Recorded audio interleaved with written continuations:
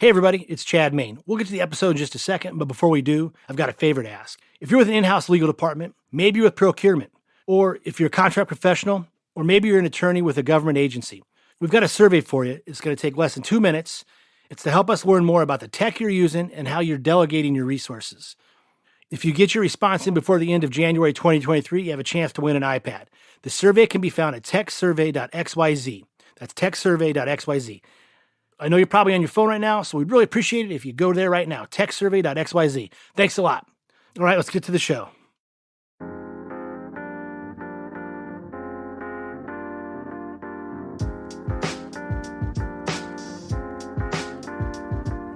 I'm Chad Main, the founder of legal services company Percipient, and this is Technically Legal, a podcast about legal technology and innovation in the legal industry. On today's show, we have a repeat appearance with ethics attorney Jim Doppke. He and I talk about the liberalization of rules that prohibit lawyers from sharing fees with those who are not lawyers, and also prohibit lawyers from taking on investors from outside the law firm.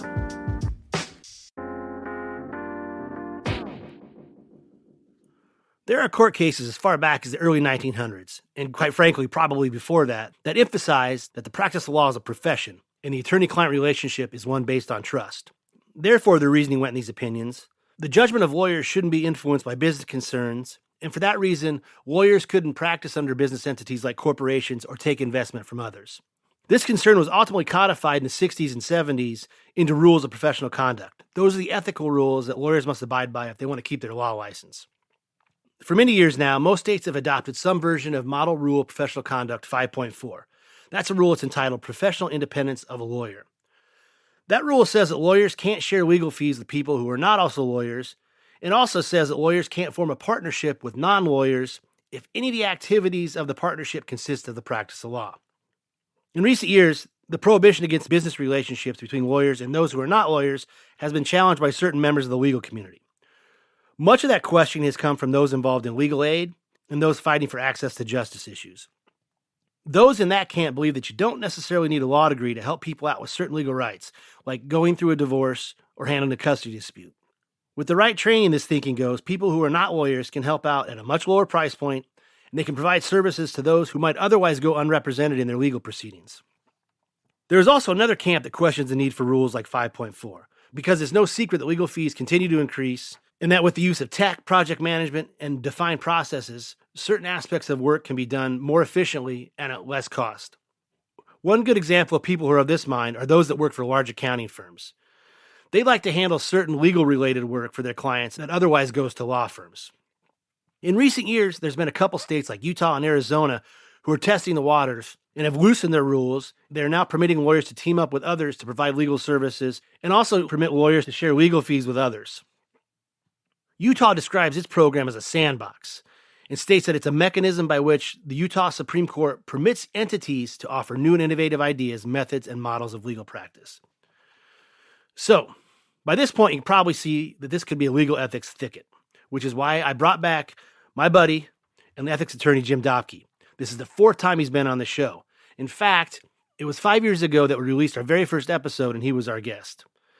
As always, Jim provides good insight about the ethical implication of legal rules.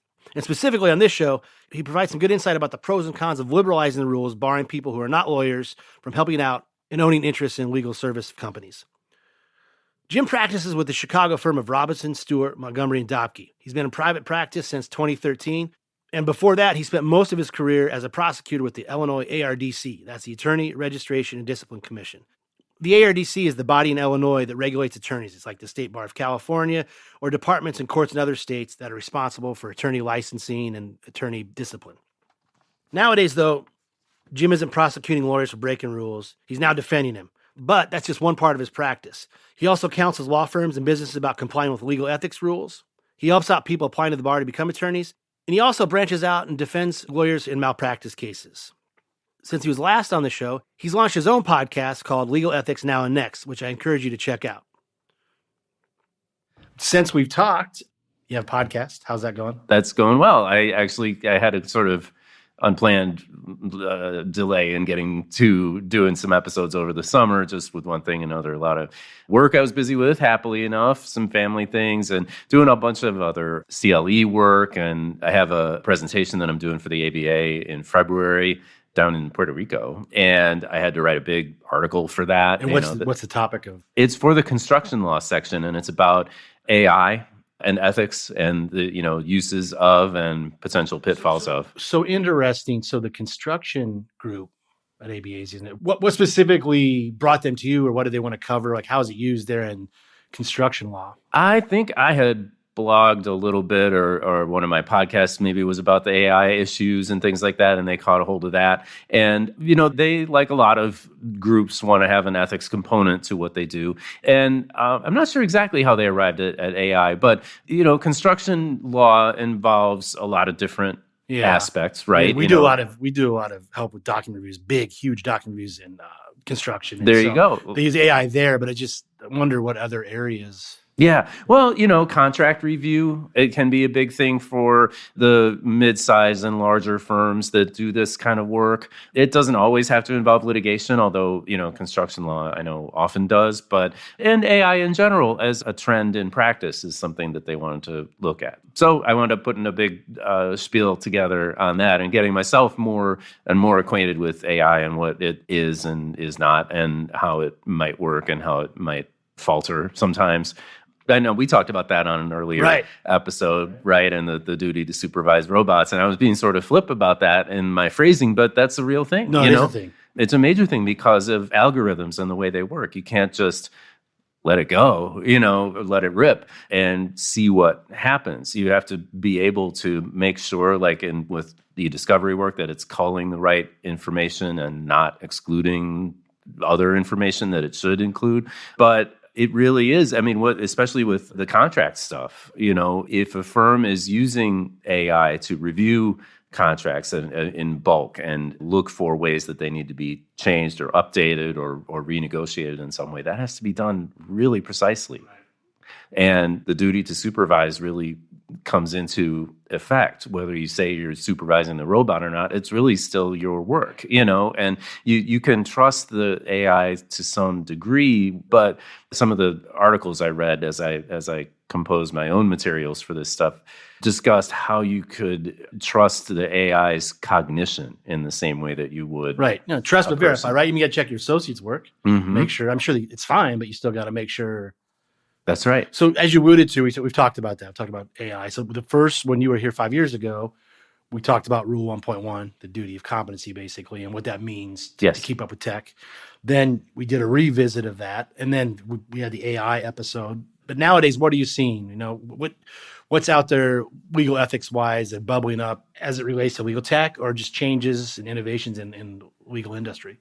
Well, we're still talking about that duty of competence, that we're now up to 40 states that have adopted it in one form or another. And it's not one form. The ABA model rule has it in a certain way, and Illinois has adopted that wholesale. But other states do it a bit differently. And they some require CLE, right? I was just going to say, some require you to go through actual training. Probably best case, because I think nowadays most attorneys understand that tech is creeping in many ways. It used to be just mainly e-discovery and maybe practice management like Clio, but now it's everywhere. You alluded to contracts AI, and I feel like lawyers understand that, but I think that if you require CLEs, just like you do ethics CLEs, that would be helpful. I think so too. I mean, I think there's some resistance to that in the profession because, like in Illinois, we have the requirement that you take a mental health related CLE, get those hours, diversity, inclusion, and so forth. And those are requirements, and some people bristle a little bit at adding yet another one of those on. So still seeing 1.1 issues, the duty competence, keep up on tech. What else are you seeing? Going back to the AI thing and the concepts of supervising it and the non-lawyer assistance that you get. In doing my research that I was alluding to before, I looked at Arizona Rule 5.3. 5.3 is generally the supervising rule, right? It is in Illinois as well. But they retooled theirs very recently because of their abolishment of Rule 5.4, which is about non-lawyer ownership of law firms. And that's a whole big issue, obviously, today. But it affected Rule 5.3. And what it did in Arizona is prompt them to detail more thoroughly than I've seen in most rules of professional conduct what it really means to have reasonable measures in place to supervise the assistance that you get. And this can apply to humans or to computer software or what have you. But it encourages the lawyer to think about what work the non-lawyer is really doing and how their own subjective approach can influence what the work is and what the lawyer's mindset is. It encourages the lawyer to think of themselves not just as a supervisor, but an instructor about the substantive work, whatever Are it these is. in the notes? This is in the notes to the Arizona rule? No, Or this in the rule is in the rule itself, I think. And I really like that concept of instructor. And it discusses making sure that the non-lawyer is aware of things like conflicts of interest and confidentiality of information issues. And, really precisely breaking down what supervision means. And doing that in the context now of a state, a jurisdiction where lawyers and non-lawyers are going to be working so much more closely together or can in the provision of legal services. I just thought that was a really interesting development that has repercussions for lawyers working with tech as well. Rule 5.4 says non-lawyers can't own a law firm, can't have an ownership interest in the law firm as a going concern.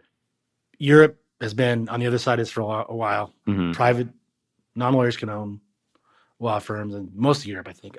Arizona changed it. Are there, to my knowledge, Utah, they have a sandbox. Are there any other states that permit this? That's really it. California was looking at it. D.C. counts. Washington, D.C. counts. And they were way ahead of this. They changed this in 1991 to allow for some non-lawyer ownership of some entities. And that was really structured to accommodate lobbying firms. Of course. Of course. That's what that was let's about. talk about it. Is the reason that 5.4 is in existence, it's been a rule, is that you didn't want to have people that were not lawyers involved in the ownership of a law firm because it was feared that the people that are not lawyers might influence the legal decisions made by the lawyer because the business people want to make a buck. Right. That still is feared by those who oppose this. And when California was looking at it and putting online, their proposal for it and soliciting comments, they got like a tidal wave of comments all about that. I saw that, and a lot of it came from the Consumer Attorneys Organization there, which is interesting to me because a lot of plaintiffs' firms, they get funding, from people that are not lawyers. They're financiers, but there's clear rules that say they can't be influenced by the litigation funders. So I thought that was curious to me. Yeah, they would push back on that. Yeah, but lawyers are protective of what we have, and I can see, I like to think I'm not too biased or ideological one side or another, but I do favor the experimentation or the testing of different methods. That's what's part of what's attracted to me about the sandbox idea that Utah actually just extended through 2027. And it's not that there shouldn't be a roadmap or an idea of what we're doing here, but it's good for data gathering purposes. Whenever this issue comes up, I like to look at, well, what does the data tell us? And sometimes it tells us one thing and sometimes another, like the data out of the UK, where this, as you say, this kind of model has been operating for some time now, about 10 years, it doesn't lead you to a firm conclusion that it has really improved access to justice in the way that maybe it was envisioned. Well, that's an interesting topic, too, because if you think about it, in theory, it should. I mean, that's the thinking that, like, for instance, Washington, they had those triple OTs where they could help with family law matters. But they, quote unquote, sunsetted that a couple of years ago after some outcry. It was quickly and kind of like without a lot of public input. They sunsetted that. But that is a type of situation where it probably was providing access to justice. But going back to, you see when these rules like 5.4 are more liberalized and business people can get involved, you see things like the big accounting firms want to get in. So I see where that might happen, where you get business people trying to make a buck because that's what they're business to do, and that's where they'll come in and take advantage of this. So I do get that, but Sure. And when lawyers do object to this kind of system, they bring up, well, what if Google does this or that? What if Yeah. Amazon does this or that? Well, it hasn't happened yet, and No. this is, like I said, this is where I like to look at what the data is and look at Utah and Arizona. Utah in particular puts out monthly reports of what the sandbox is up to. And the numbers are really interesting. I'm going to try not to be too tedious about it, but 87 applications, 59 approved. Of the others, some were denied, some were tabled, and some withdrew. 87.8% of the legal services that were delivered by a lawyer or by software like form or document completion software guided by Does it a break lawyer. down? Is this like a kind of a for-profit business, or is it kind of an access to justice business focus, or does it break that down? I mean, I think probably each of them would say they're trying to do access to justice in one way or another. And I'll get in a second to what areas they're covering. And you can see if you think that's improving access to justice. But the other percentage number I had is 12.9% of the legal services delivered by these entities were delivered by a non-lawyer with lawyer involvement. So the scenario of, it's just going to be a bunch of non-lawyers doing law work, not really. It's software. Not right. It's not really what's happening. A lawyer's behind it, first of all, and second of all, if it's being done, it's being done either by a lawyer or by software that was shaped with the lawyer's input, which I think is a good development. And Right. and in terms of the subject areas we're talking about, 38% in the realm of generally what's called business, IP, contracts or warranties type work, entity incorporation. 26.8% military and veterans benefits.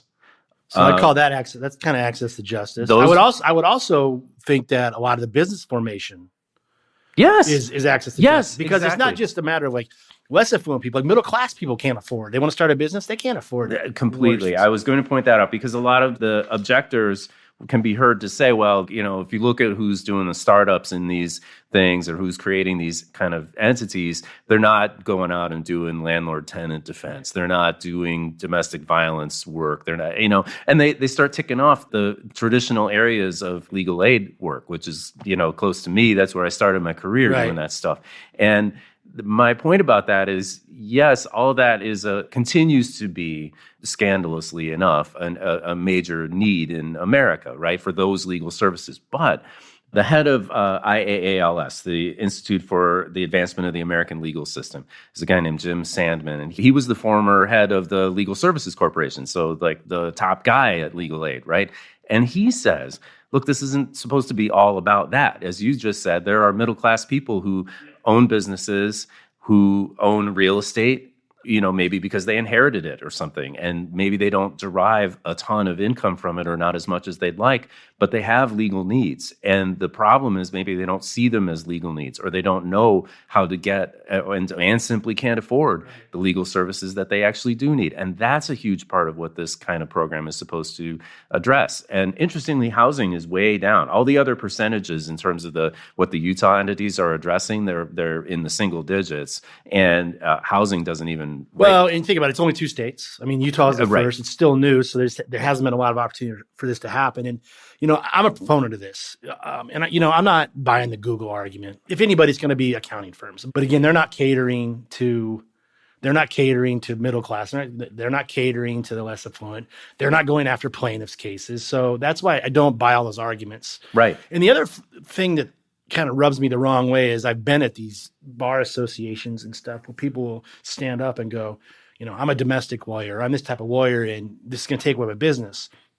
And I suppose at some level that might be true, but the fact of the matter is, unless they're doing it pro bono and they've got that like set up as part of their practice, they're not serving these people. So it's not taking business away from them. So I think that's a very weak argument too. Like they're not doing this work. They're not going to work for free. Right. I think I said that too on one of my podcasts when I first noticed the military and veterans benefits aspect. Again, I flashed back to my early experience. We didn't do that kind of benefits work, but we did unemployment. We did Social Security occasionally. That kind of got phased out. But, other state benefits type work, no one else was doing that. No one else but legal aid lawyers in the country was doing that kind of work. And even they don't do the veteran stuff. So, that's a population that can be served, I was going to say, to relate it back to tech, can be served by a tech-driven practice that has adequate capitalization to afford software that will get the clients where they need to go.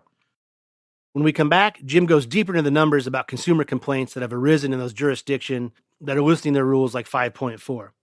Jim also discusses his prediction about whether other states will follow and let those that are not lawyers participate in legal services companies. I'm Chad Main, and you're listening to Technically Legal. This podcast is brought to you by Percipient, a legal services company powered by technology. Percipient helps legal teams tackle legal operations, electronic document review, and process automation. Percipient services include managed document review, subpoena compliance, cyber incident response, and also helps legal teams provide clients with process-driven legal support. To learn more, visit percipient.co. Percipient. Legal services powered by technology. All right, let's pick back up my conversation with ethics attorney Jim Doppke.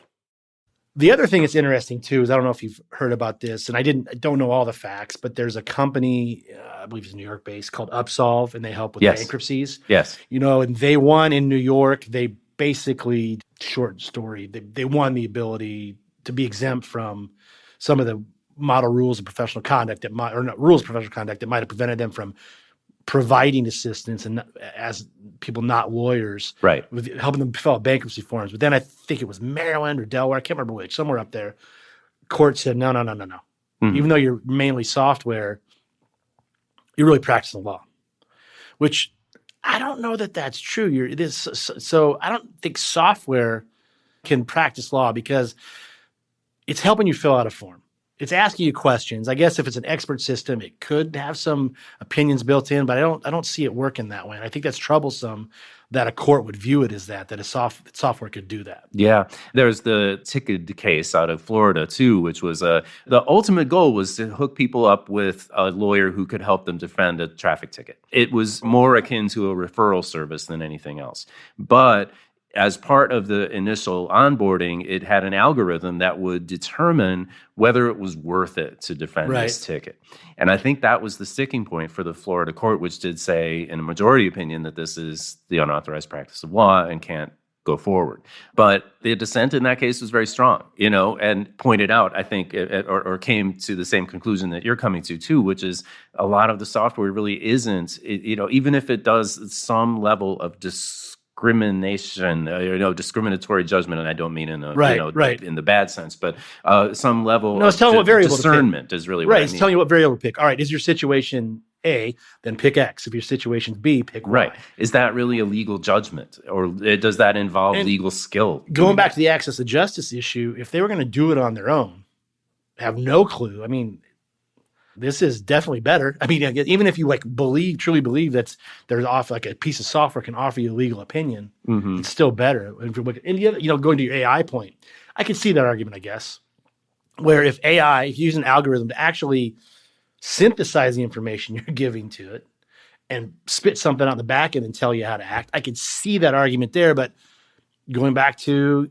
the point about supervising AI. Can't you kind of fix it by making sure it's accurate, and having some sort of testing and knowing, And by having the entity that's providing these services, the corporate entity, whatever it is, agree to abide by the rules of professional conduct.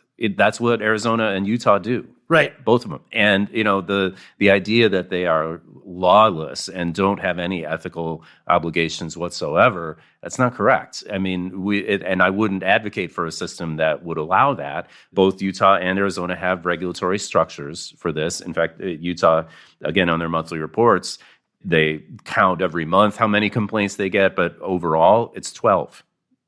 12 in their whole time of operating the sandbox. So 12 against the companies that are not fully exactly. lawyers. And only a few of those were actual suggestions that someone experienced actual harm. Yeah, I think I read it. I think the article was maybe a year old now, but I think I read in that Washington case, I don't think they had any complaints. No. The problem there was they didn't have that many triple LTs either. The court was able to say this isn't worth it. That was their hook. Well, so if you hire a lawyer and the lawyer makes a mistake, you sue him for malpractice, right? So, and generally that's a monetary recovery. You got the same kind of recourse here with the company. If they're going to have insurance. If they made a mistake, if their software told you to fill out a form correctly, you have the same kind of. That's the only recourse you can do, right? You sue them and you get damages. Now, I guess it depends on what the type of law is. Like if you lose custody of your kid or something, that's a whole different story. But Well, sure. And but I don't know how, I mean, Utah, 2.9% of the entities are handling some kind of marriage or family domestic relations matter. 2.9. That's not to say it wouldn't be a serious problem if something happened, but how likely is it? And how likely is it that it can't be corrected by a monetary judgment, as you say? And to put an even finer point on it, lawyers aren't always required to have malpractice insurance. They're not in Illinois. We have certain regulatory. Right, and a company would. A company's going to not require. I guess maybe they are, maybe they're not, but they're going to have insurance unless they're of some kind. I would imagine, and most lawyers do anyway. The way our Supreme Court rules work out, there's no express requirement that you have it, but if you want to operate a limited liability entity, you're going to have it. And if you want to register and not take a bunch of courses at the ARDC's behest every couple of years, you're going to have malpractice insurance then too. So that protection may be there for legal clients, but what if it isn't? And now they're left without a meaningful remedy. So is the legal profession providing those clients with any more protection than a business would? The other issue, too, is for a lot of this stuff, the question really becomes, is it the practice of law? I'm sure some of the decisions software will make for you maybe can be viewed as that, but a lot of it is not. I don't think it is, right? Like, for instance, there's always a dispute.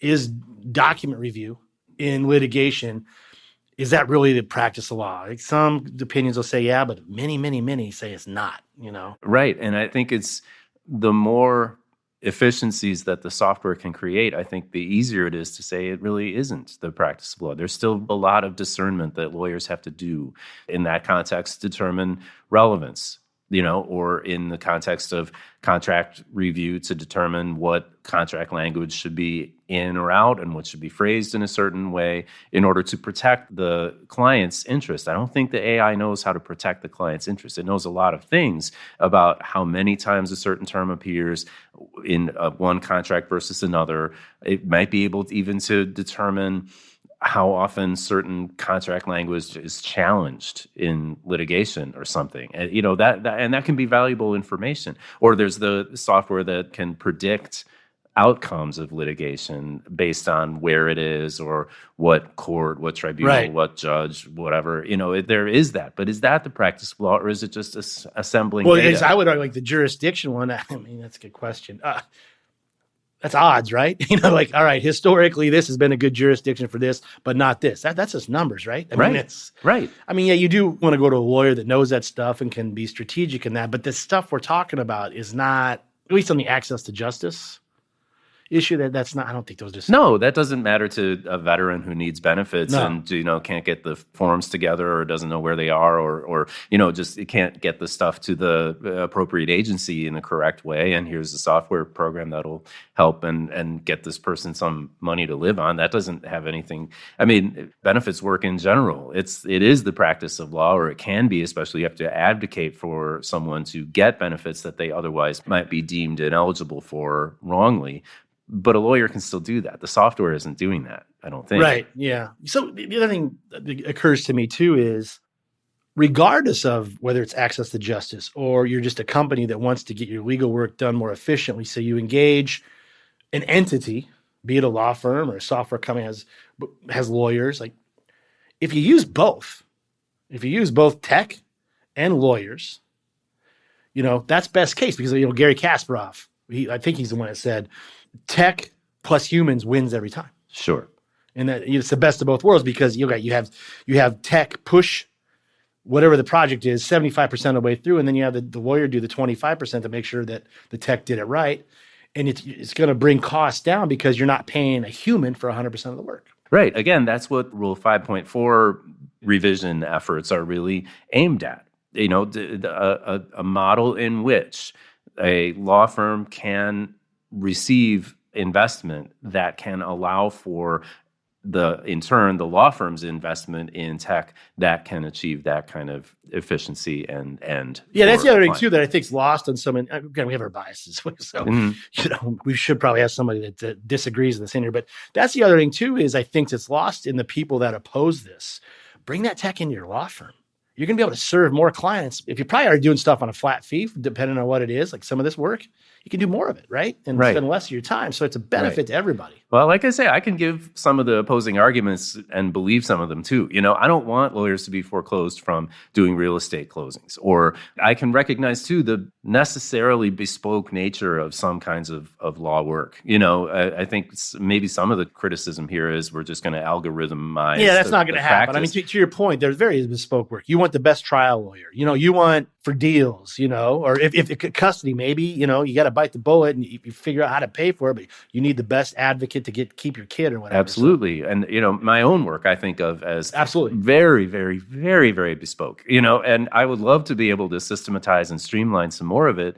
But every situation that comes to me has its own odd configuration by the time it gets to me, and then it gets weirder and weirder. And, maybe that's a bias of mine because having been at the ARDC for as long as I have, again, you're coming in the middle of the movie most of the time. A lot of things have already gone kind of haywire, and you're being asked to evaluate, was this misconduct or was it not? And so, like I said, every fact pattern I get seems totally unique to me. Right. And a computer, maybe best case, can kind of put in a bucket for you and say, hey, here's what you're looking at, but you've got to figure out what the really scenario is. Right. And can it do that more quickly or more efficiently than I do it? I don't know. I tend to doubt that. And so, or not in a way that would be worth spending money. Again, it goes to your computer. Let's just say that there is something, the technique you do.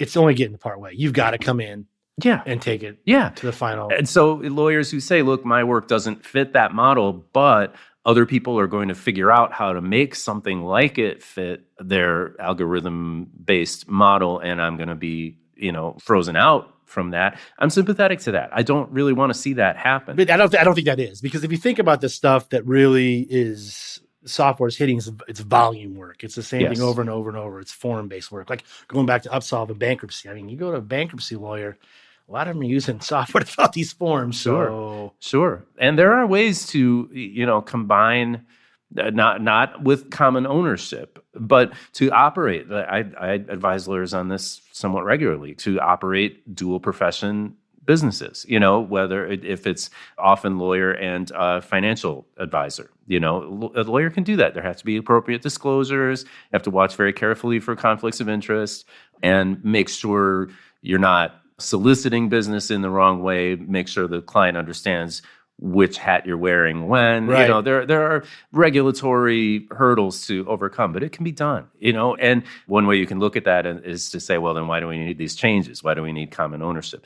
Again, it's about the combination of capital that can be put together in these commonly owned entities that can then be used to streamline the services. That's what I think the real goal is. And I don't think it's a stalking horse for anything as bad as what the objectors have in mind. Think that so going back to the reason for Rule 5.4, you need an attorney to render independent judgment. You don't want him to be pressured by a profit motive or something. And I could, obviously the classic example would be, let's say you could have non-lawyer ownership of a law firm and there's straight litigation and it's contingency. Or I guess go either way, where they could either, the non-lawyer, the business person could encourage the lawyer to settle maybe earlier than the lawyer would have. And if they'd gone on, they would have gotten more recovery. Or in the reverse, if it's defense work, the business person, this is the worst case, would encourage the lawyer not to settle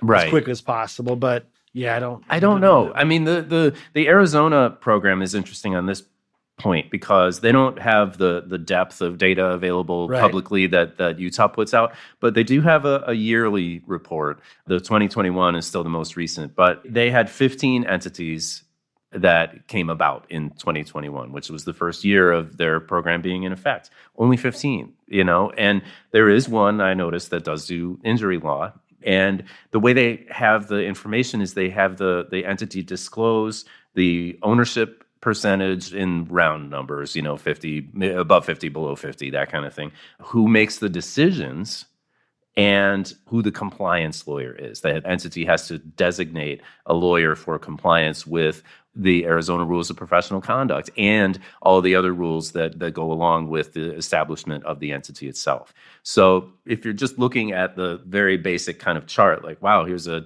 an entity that's mostly or even wholly owned by non-lawyers, but a lawyer is working with them and making decisions relating to the cases, is that set of facts going to bring about that kind of nightmare scenario? I don't know. I can see the other thing too is like, let's go back to tech where, you've got a business person and a lawyer and it's litigation work where the business person might look at the numbers and the data and say, let's not take this case. Let's not take this case Right. because, historically it hasn't won. Where without pre-tech, the lawyer might have taken on his gut, right? And so Sure. maybe that plaintiff maybe it's pretty generally plaintiff. Maybe the plaintiff's not served, right? I guess Well, that it could happen. It could happen, but lawyer's gut sometimes tells them, I don't want to take this case because I'm going to be financially upside down in a year, or the litigation funder, to your point, will say, we have to be done with this case because the funding is not. Well, litigation funding is interesting too. It's similar to that because they put up these walls that, they try to insulate Sure. the funders from the lawyers and the clients. There is no influence. So right. But money is an influence all the time, though, and even if there are those walls and particularly walls that prevent decision-making from being done on the basis only of money. And there have to be those walls there anyway, but money is a factor in decision-making, though, for lawyers, whoever is doing the funding. If it's the client, they're conscious of it. If it's the lawyer themselves, they're conscious of it. We've already hit on this. Utilizing tech is a benefit to the client. So you've got that counterpoint. So, Right.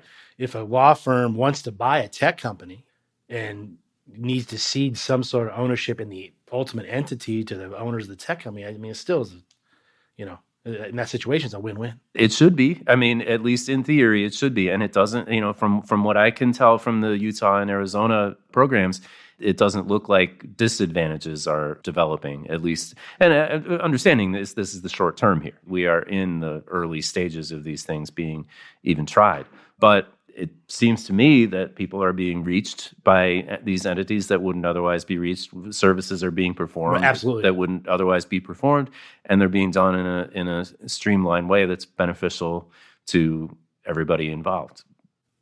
It's not dissimilar to LegalZoom and companies like that because that was the argument then. You need a lawyer to draft this complaint. You need a lawyer to file this.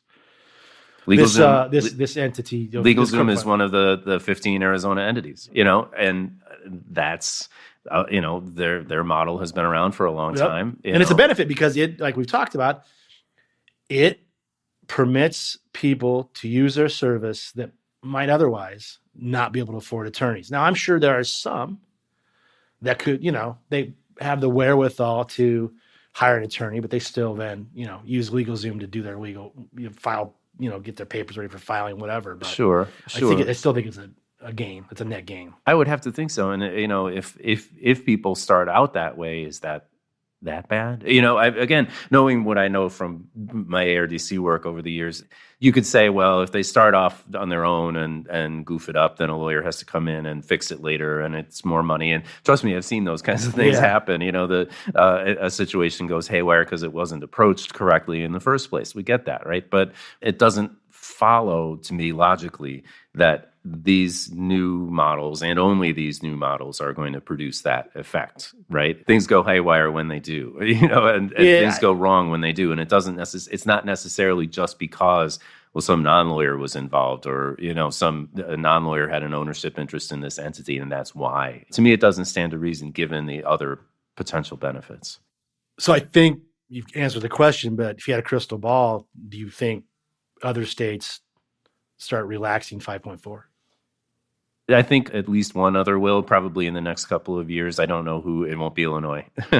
And it probably won't be Florida, and it probably won't be the other more restrictive East Coast jurisdiction that you mentioned on the Upsolve case. But I think someone else will. Probably, I guess, won't be California. It might be, ISBA magazine had some articles about these issues most recently, and someone in there had a quote about how in California, one thing that militates against doing it there is the mess that the California bar is in enforcement-wise. And yeah, okay. I can sort of see that maybe that's not the state where you want to. Which is interesting because that's the state, Silicon Valley. That's where right. A lot of and tons and tons and tons of legal consumers, right? Just a huge market. Biggest state, yeah. Right. And yet Their bar discipline system is not functional. But maybe right you now. don't need all 50 states because then, if you want to set up a company and you want to get investment or ownership from people that aren't lawyers, just go to one of these states, Yeah. Yeah. And multi-jurisdictional practice being what it is, maybe you can get, and there are ethics opinions too that discuss, okay, what if you're a lawyer in one state that doesn't have a modified 5.4 and you want to do something in a state that does? So far, you can be a passive investor in an entity like that. Even if I'm in Illinois and I want to invest in an Arizona entity, I can do that with some safeguards and restrictions. I think those kinds of things are going to advance as well. I think we'll see more ethics opinions that say, well, you can do this on this basis. You can be involved on another basis. At the end of the day, too, is now granted it's early, so we can't take these numbers as gospel, but doesn't it come down to complaints and mistakes? That's why I always look at that part of the Utah reports. 12 complaints over a couple of years. Do you know how many legal matters? Did they quantify that? How many legal matters in Utah were handled? They say they give a number that's something like 34,000 legal services have been provided. Okay, so 34,000 pieces of legal services in Illinois. How many complaints will arise from that? Well, that number is declining, sort of. It's bouncing back up a little now as hopefully the pandemic continues to wane in a way. But it was on the decline before the pandemic, too. We used to see, when I was still working there, I stopped working there in 2013. And then we would still see 5,000 to 6,000 investigations per year. Now it's there's no real way of quantifying how many legal matters were handled by attorneys in Illinois. Oh, no. Yeah, no. This is only a partial measure of that. And an investigation could be reporting something that happened 20 years ago. And it doesn't mean that anything comes of it either, right? No, right. But I was going to say it's now down to 3,500 to 4,000 investigations a year. And Illinois is the largest legal market. If I had to guess, well, I don't know. I don't want to guess. That number is probably higher than 12. Yeah, well, 000. Right. Yeah. And, but Utah says it's like 1 in every 2,000 gets some kind of complaint. But they identify 3 varieties of harm that they're looking for. And if it doesn't. Which are? Loss of a legal right, failure to recognize a legal right, and therefore failure to act on it. And there's one other. So it's malpractice. Yes, it's malpractice stuff. And if it's not one of those 3, they sort it into a different bucket. But the 12 are complaints that ticked off one of those boxes. Now, are those 12? Did they validate them? No. So we don't even know how many of those are actually legit. It doesn't seem like any of them really were. Oh, really? Yeah, it seems they haven't taken formal action that I know of. And if I'm reading the report right, it says we looked at it and our systems dealt with these appropriately. Meaning we closed them, just like the administrator of the ARDC closes the vast majority of investigations they get every year. These are imperfect measures of who's doing what and how many times, or who's doing what and how much.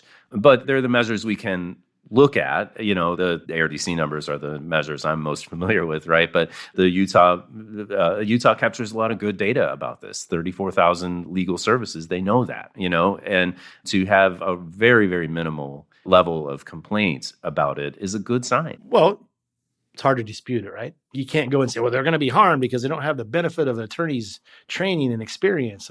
That's kind of can counteract that argument a little right. I think about it a lot in the context of complaints. Who is complaining and why? And when I think about the declining number of ARDC investigations, I think of the rise of things like Yelp reviews, Google reviews, the rip-off report, all that kind of stuff that really started becoming more heavily used by consumers in a lot of areas over the time that I worked there. And I think people are able to sort of use those, vent their complaint, and not have to get involved in the whole regulatory system, which maybe they find preferable. Because to your point, a lot of them they're mad because they don't like the outcome.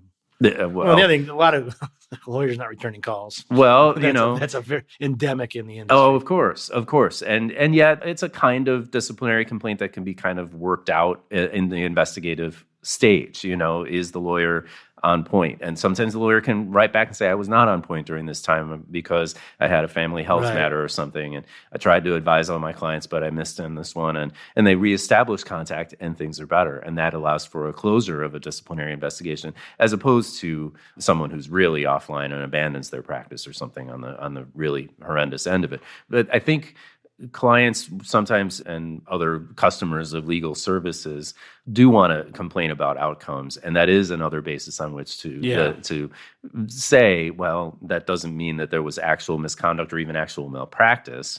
It's just the outcome didn't go the way you wanted, and that's a well-known reason to close a disciplinary investigation at ARDC, and it should be still in this context too. The fact of non-lawyer ownership doesn't really change that, but even that, it doesn't seem like there are a lot of like Utah anyway is taking in a lot of complaints along those lines. Well, as the judges will often say, I hope they consider the totality of the circumstances before they reject these liberalizations of Rule 5.4. I hope so too. Jim, as always, thanks for coming on the show. Podcast, where can people go to find you? I post each episode on my law firm's website, which is rsmdlaw.com. It's also on Apple Podcasts, Google Podcasts, Podbean, Stitcher, and TuneIn. So look for it there. It's called Legal Ethics Now and Next. And I only have 5 episodes, but I'm going to do some more here coming up soon.